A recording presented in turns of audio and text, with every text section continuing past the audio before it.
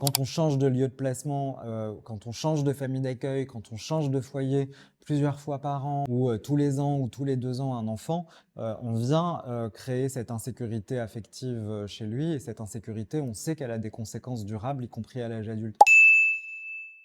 Donc le parrainage et le marrainage, c'est un peu la bouée de secours qui va permettre à ces enfants de se sentir suffisamment importants pour être aimés par quelqu'un,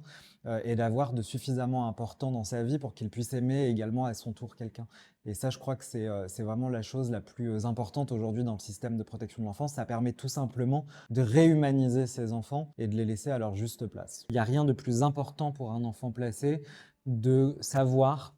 qu'il est suffisamment important pour que quelqu'un puisse l'aimer. Et ça, le système aujourd'hui, malheureusement, n'est pas en état de leur apporter. Et donc, le parrainage, c'est vraiment cette plus-value par rapport à ce qui peut se faire dans le système de protection de l'enfance. De dire, on n'est pas dans une prise en charge éducative, on n'est pas dans une prise en charge sociale, on n'est pas dans une prise en charge institutionnelle avec tout ce qu'il peut y avoir de lourd derrière. On est vraiment dans des rapports humains qui resituent l'enfant à une place d'enfant et qui permet à des sentiments de pouvoir se transmettre, se communiquer et donc de favoriser un attachement derrière. Souvent d'ailleurs, les parrains et les marraines, quand il y a un truc un peu problématique avec l'aide sociale à l'enfance, un projet de changement de lieu de placement, une réorientation subie qui n'est pas consentie par l'enfant, tout de suite ils vont se dire mais c'est pas normal. Et je crois que là-dessus, il faut que dans les années à venir, on aille vraiment au bout du processus. Le parrainage, ça a été important de le consacrer dans la loi, de lui donner une définition, un cadre juridique, parce qu'aujourd'hui, c'est l'une des seules manières dont la société civile peut s'impliquer auprès d'enfants placés. Le parrainage et le marrainage, c'est aussi une mesure très importante dans le sens où ça va permettre à la société civile de prendre sa place dans le système de protection de l'enfance, qui est un système souvent très opaque, très méconnu du grand public, qui peut parfois susciter beaucoup de fantasmes. Mais c'est aussi une manière de lutter contre la maltraitance institutionnelle, parce que quand vous avez des citoyens et des citoyennes lambda qui ne sont pas des travailleurs sociaux, qui ont une activité professionnelle différente, qui sont inscrits dans la société, qui ont une vie sociale, des amis, une famille,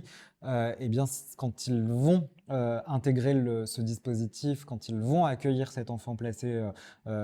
auprès d'eux et de leur famille, eh bien ils vont pouvoir être les plus à même de repérer quand le système dysfonctionne.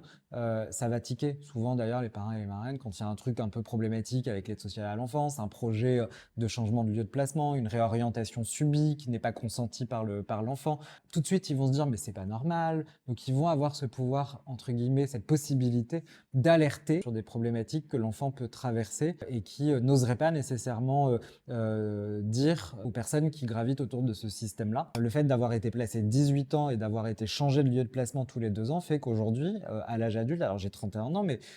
je n'ai pas du tout d'amis d'enfance. Et donc, on n'a pas la possibilité d'avoir ce réseau ensuite sur lequel on peut s'appuyer. Parrainage, marrainage, c'est aussi, je trouve, une très bonne manière, enfin, en tout cas, c'est très important pour les enfants placés, notamment au regard de leur transition à l'âge adulte, puisque ça va permettre d'avoir une personne ressource quand on devient majeur, une personne sur qui on va pouvoir compter, une personne qui va pouvoir nous faire profiter de son réseau social, de son réseau professionnel, et c'est ce qui fait la différence finalement entre beaucoup d'enfants en France et les enfants placés, c'est que ce fameux réseau social-là, eux en sont privés. Ils en sont privés parce qu'il y a beaucoup d'instabilité dans leur parcours. Moi, par exemple, pour être très concret, le fait d'avoir été placé 18 ans et d'avoir été changé de lieu de placement tous les 2 ans fait qu'aujourd'hui, à l'âge adulte, alors j'ai 31 ans, mais je n'ai pas du tout d'amis d'enfance. Je n'ai conservé aucun contact avec des personnes avec qui j'ai pu être scolarisé, que ce soit en primaire, au collège ou après, parce que dans 2 ans, on n'a pas ce temps de créer ces liens-là. Et donc, on n'a pas la possibilité d'avoir ce réseau ensuite sur lequel on peut s'appuyer. Et donc, le marrainage et le parrainage